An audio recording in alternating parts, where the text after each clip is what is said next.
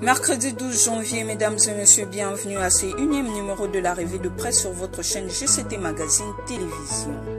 L'actualité des journaux parus mercredi 12 janvier à Kinshasa sont revenus sur la participation du chef de l'État, Félix-Antoine Tshisekedi, au 42e réunion extraordinaire de la SADC et 2 femmes à l'honneur qui sont nommées à la CENI et une comme ambassadeur.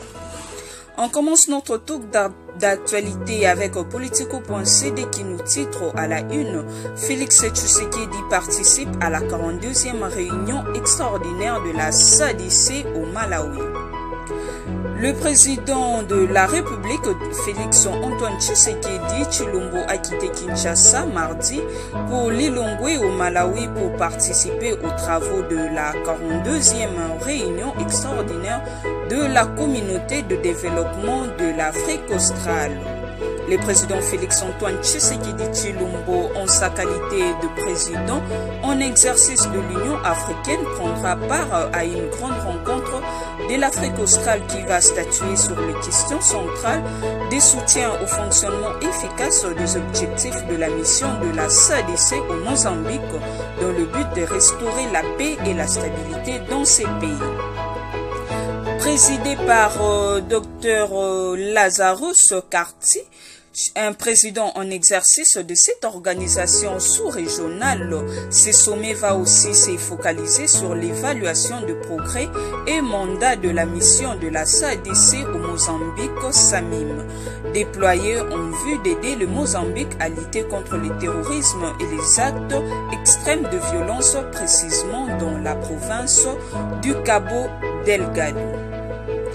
Composée de 16 pays membres dont la République démocratique du Congo, la SADC est une organisation intergouvernementale avec pour objectif de faire progresser l'intégration socio-économique ainsi que la coopération politique et sécuritaire. La RDC prendra la présidence tournante de cette organisation au mois d'août de l'année en cours et Kinshasa va accueillir pour ce faire les sommets prévus le même mois.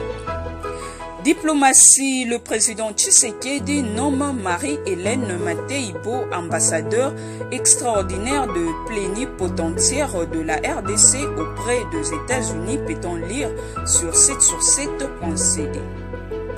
Le président de la République, Félix Tshisekedi, a nommé Marie-Hélène Matei ambassadeur extraordinaire et plénipotentiaire de la RDC auprès des États-Unis d'Amérique.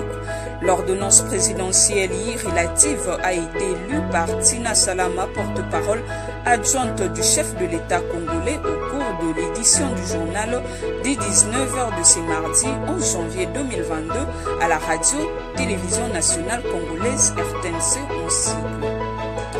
Article 1er est nommé ambassadeur extraordinaire de plénipotentiaire de la RDC auprès des États-Unis d'Amérique.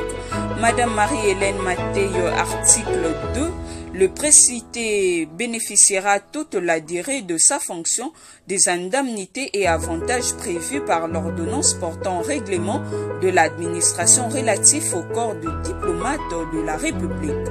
A lu Tina Salama. Marie-Hélène Matei n'est pas une novice dans la vie politique.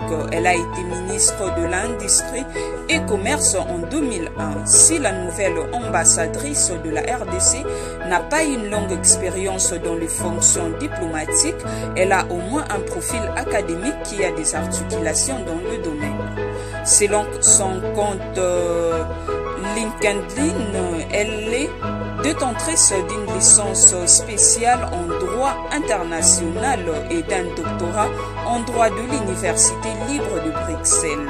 Elle a aussi été directrice générale du Centre international de civilisation Bantu Sisiba de 2005 à 2010.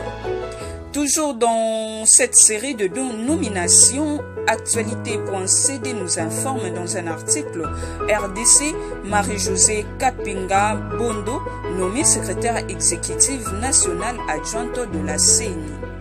Marie-Josée Kapinga Bondo a été nommée ce mardi secrétaire exécutif national adjointe de la Commission électorale nationale indépendante CENI en sigle.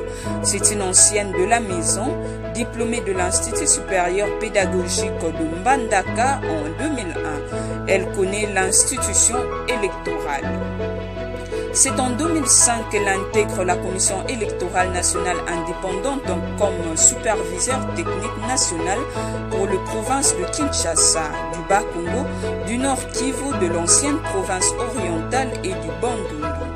Elle a aussi assumé de 2009 à 2011 la fonction d'expert formatrice et de contrôleur technique national de la CENI dans l'ancienne province du Kasaï occidental, avant d'être promu en 2011 secrétaire exécutif provincial d'abord au Maniema, ensuite à l'ancienne province du Kasaï oriental. À ce titre, elle a coordonné 104 agents et cadres dont 32 au Maniema et 72 dans les Kasaï répartis sur 26 antennes, 8 antennes au Maniema et 18 antennes au Kasaï. 18 246 agents temporaires au Maniema pour le scrutin de 2011 et 16 571 au Kasaï oriental pour l'inscription des électeurs de 2016 en 2017. Bouclons cette revue de presse de ce mercredi avec cette information du site RFI. Denis Mukwege reçoit le titre de membre honoris causa de l'Académie de médecine de France. Le docteur Denis Mukwege a reçu ce mardi 11 janvier le titre de membre honoris causa de l'Académie de médecine de France, l'occasion pour le prix de Nobel de la paix de faire un discours et de rappeler son combat. C'est ce mardi que le docteur et prix Nobel de la paix Denis Mukwege a reçu apparaît le titre de membre honoris causa de l'Académie de médecine de France. Une marque d'estime et de respect pour le travail et l'engagement du médecin congolais dans la lutte contre les violences sexuelles. Il s'agit de l'une des plus prestigieuses distinctions décernées par les universités françaises pour honorer des personnalités de nationalité étrangère en raison des services éminents rendus aux sciences, aux lettres et aux arts, à la France ou à l'université.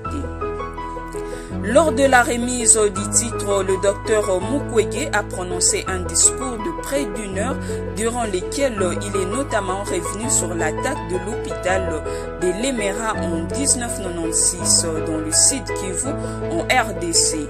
Au mépris de la règle la plus élémentaire du droit humanitaire international, l'hôpital de Lemera a été attaqué. Les patients et une partie de notre personnel ont été sauvagement assassinés, taraudés par cette tragédie. J'ai passé 2 ans sans exercer de gestes ordinaires de notre pratique médicale devenait un supplice tellement il me rappelait l'innommable, a rappelé le docteur. Face aux membres de l'Académie française de médecine, il a détaillé comment le viol est utilisé comme arme de guerre dans l'est de la RDC et décrit les atrocités subies par les victimes, dont la très grande majorité de femmes de tout âge. En tant que médecin engagé, il a interpellé ses pairs, rappelant que le rôle du médecin ne doit pas toujours se limiter à soigner les conséquences de la violence. Il s'est désolé que le personnel soignant soit aujourd'hui devenu une cible. Aujourd'hui, avec nos partenaires du droit humanitaire, une organisation qui documente les violations du droit humanitaire commis sur le personnel soignant, nous sommes désemparés de faire le constat de la vulnérabilité du personnel soignant qui, au lieu d'être protégé, est devenu la cible de belligérants sur différentes lignes de front à travers le monde, a-t-il déclaré devant ses pairs. Cette revue de presse est complètement terminée. Avant de nous quitter, voici notre pensée du jour avec Nicolas Télas. De malentendus sont toujours causés par l'incapacité à apprécier le point de vue d'autrui. Restez connectés sur GCT Magazine Télévision. À demain pour un nouveau numéro.